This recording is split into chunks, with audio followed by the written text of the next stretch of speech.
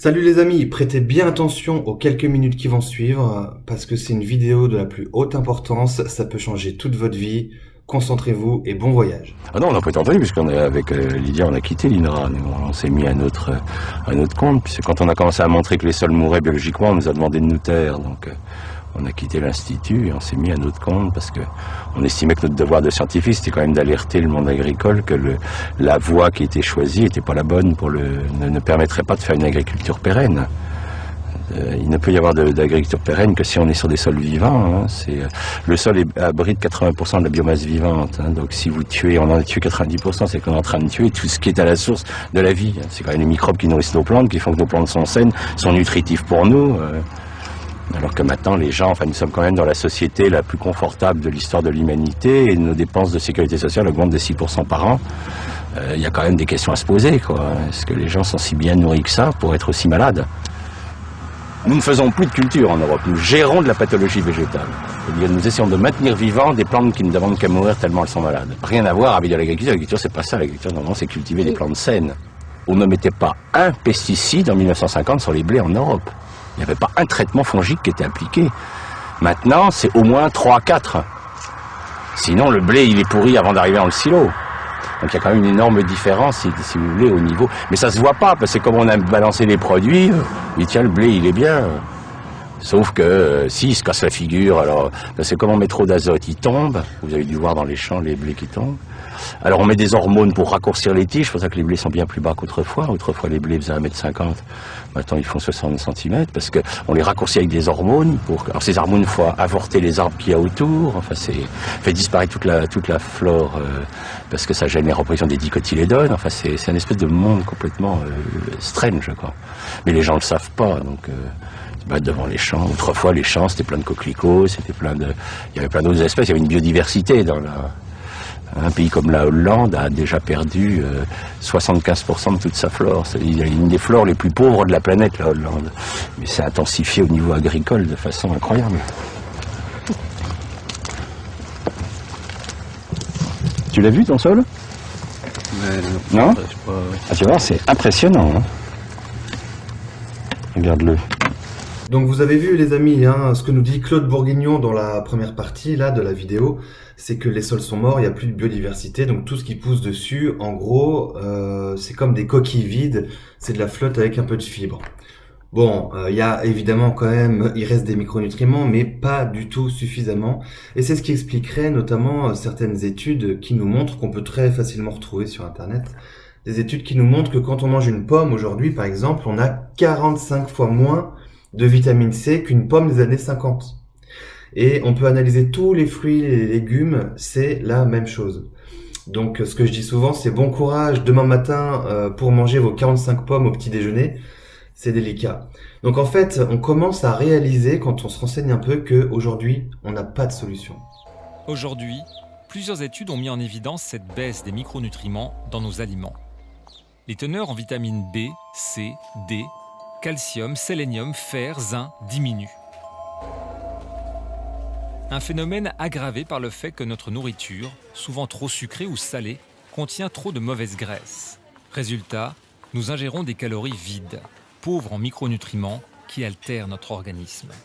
Ça se traduit avec les maladies chroniques qui sont en pleine expansion depuis un demi-siècle maintenant. La maladie cardiovasculaire, du diabète, de l'obésité, des maladies liées au vieillissement, des démences, une augmentation des cancers. Donc ça veut dire avec une augmentation de maladies qui ont pris les dessus par rapport aux maladies plutôt infectieuses qui nous tuaient il y a un siècle. Alors là, on commence à comprendre, voilà, le lien, la corrélation entre la pauvreté de nos aliments et notre santé. Mais alors, pourquoi les gens ne réagissent pas? On va voir ça tout de suite. Un être humain mange en moyenne 25 tonnes d'aliments dans sa vie. Or, fait surprenant, il n'existe aujourd'hui quasiment pas d'études scientifiques examinant le lien entre les micronutriments dans l'alimentation et la santé. C'est pas la même chose de faire une étude qui va par la suite promouvoir un médicament qui a coûté beaucoup d'argent dans son développement, mais qui va amener beaucoup d'argent aussi par la suite lorsqu'il sera vendu. Et à côté, avoir des études qui vont se faire sur les brocolis et les choux-fleurs. Qui a en fait une marque déposée sur les brocolis et les choux-fleurs? S'il y avait quelqu'un qui avait une marque déposée là-dessus, il ferait des études. Donc vous avez entendu ce médecin, hein, quand il dit qu'il n'y a pas d'études qui montrent la corrélation entre la baisse des micronutriments de nos aliments et la santé, ça veut dire que nous tous, on n'a pas été éduqués à comprendre cette corrélation. C'est-à-dire, et j'aime bien utiliser cette image parce qu'elle est assez parlante, quand on mange un yaourt avarié et qu'on va vomir 2 heures après, dans notre tête, ça nous paraît complètement logique. Le yaourt avarié est la conséquence, est la cause, pardon, du fait que je vais vomir 2 heures après. En revanche, le fait qu'on soit fatigué, qu'on ait un mauvais sommeil, on ait mal au dos, des douleurs articulaires, le fait qu'on ait des pathologies en tout genre, du diabète, du cholestérol, qu'on ait des AVC, que la première cause de mortalité, c'est les maladies cardiovasculaires, aux États-Unis notamment, le fait qu'on vieillisse de plus en plus mal. Bref, tout, n'importe quoi, les allergies, quelles que soient les pathologies, on est très rare à faire le lien avec notre alimentation. Mais alors, pourquoi cette diminution des micronutriments? L'explication résiderait dans le sol, d'où provient 95% de ce que nous consommons. Les végétaux métabolisent plus de micronutriments lorsque le sol est riche. C'est aussi vrai pour les animaux qui se nourrissent de ces végétaux. Or, le modèle agricole dominant ne favorise pas la fertilité naturelle du sol. On est resté dans des schémas très classiques, je dirais, de nutrition. On sort de la guerre et on est resté en fait dans ce plan Wallen où le but c'est de produire, c'est de produire, c'est de produire. Donc on produit de la calorie, on produit du volume et moins des éléments riches en éléments nutritifs. Raphaël Charles est chercheur en agronomie. Ben voilà, là on a typiquement un sol de région de grande culture. Déjà le sol il est nu, il y a probablement eu un labour avant, il n'y a pas de résidus qui protègent le sol. Et puis on voit ce croûtage qui est effectivement assez dur à creuser. Et puis pour les plantes, pour pousser dans ce contexte-là, c'est vraiment pas terrible. Sans engrais minéral, sans apport d'azote, de phosphore et de potasse, il n'y a pas grand-chose qui va pousser. Donc c'est un sol pauvre à ce niveau-là. Il n'a pas cette capacité d'apporter des éléments nutritifs pour une bonne croissance des plantes. Alors, le problème, c'est qu'effectivement, l'argumentation, c'est oui, mais regardez, ils vivent de plus en plus longtemps. Bien sûr, les gens qui en ce moment ont 80 ans n'ont pas connu l'agriculture chimique avant l'âge de 50 ans, puisque c'est apparu dans les années 70. Donc, jusqu'à 50 ans, ils ont mangé, moi je suis encore gamin, du lait de vache qui avait du goût de lait de vache. Ça avait vraiment le goût de lait de vache, c'est pas le lait de maintenant. Donc c'est tellement récent dans l'histoire de l'humanité qu'on ne connaîtra les résultats réels et on s'inquiète puisque vous prenez la population d'enfants à l'heure actuelle en Europe, 17% des enfants sont obèses, donc on est en droit de se poser des questions sur cette qualité alimentaire. Mais alors, si ce qu'on mange ne nous nourrit plus, on fait quoi? Alors bien sûr qu'il y a une solution, comme on dit, il n'y a jamais de problème sans solution. Malheureusement, elle ne se trouve pas dans notre nourriture quotidienne. La solution, c'est la spiruline. Là, je vous montre un bouquin qui référence plus de 750 études scientifiques sur la spiruline, qui montrent que elle a des impacts sur, je lis la table des matières, hein, le diabète, la peau, les cheveux, ménopause, stress, anti-âge, HIV, sida, cancer, Alzheimer, Parkinson, cœur, allergie. On ouvre la table des matières, on s'aperçoit que c'est excellent pour les enfants, pour les femmes enceintes, enfin bref, pour les seniors, les actifs, les étudiants, ça augmente la mémoire, la concentration. Mais pourquoi en fait? Ben parce que la spiruline, il faut se renseigner un petit peu, hein, c'est l'aliment le plus riche de la planète. C'est une algue d'eau douce qui en fait contient tous les micronutriments, les nutriments, les enzymes, les acides aminés. Il y a tout ce dont le corps a besoin, absolument tout, sauf de la vitamine C.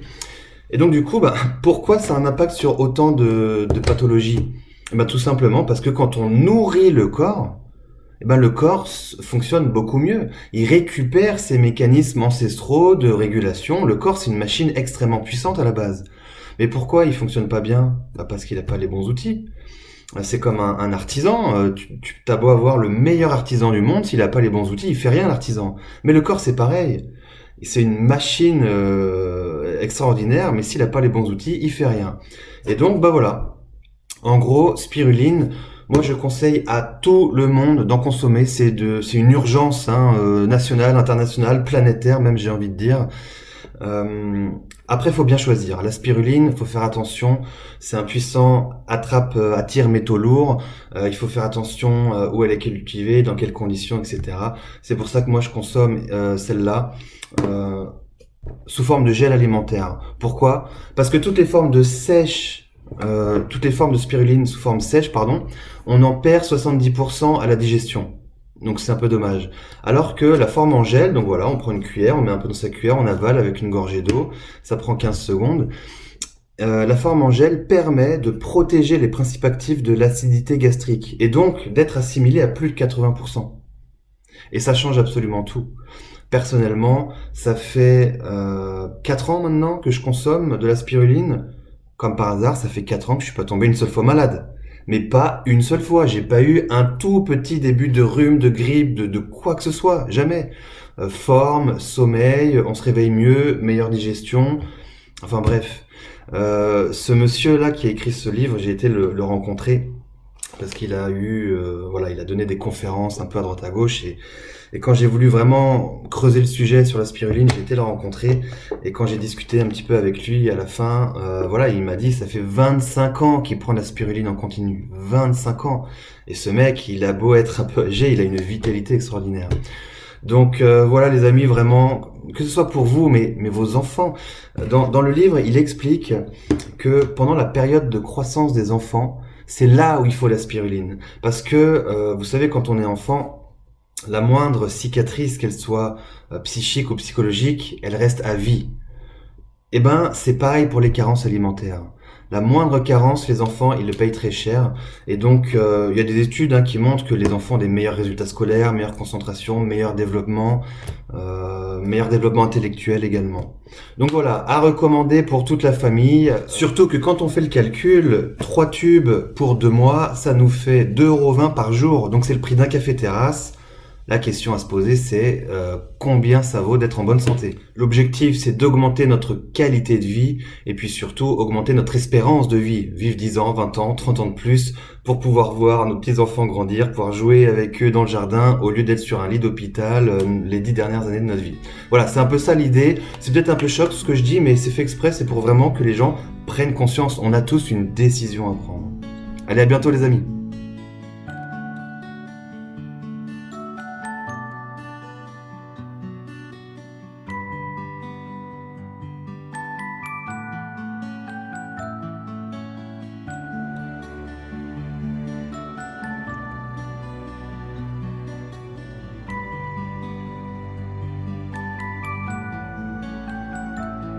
Petit bonus pour ceux qui sont arrivés au bout de cette vidéo, je trouve très intéressant de savoir que la spiruline fait partie des cyanobactéries qui ont permis, à l'époque où la Terre n'était que magma en fusion et poussière, a permis de capter les premiers rayons du soleil pour permettre la photosynthèse, puis du coup la naissance du monde végétal puis animal.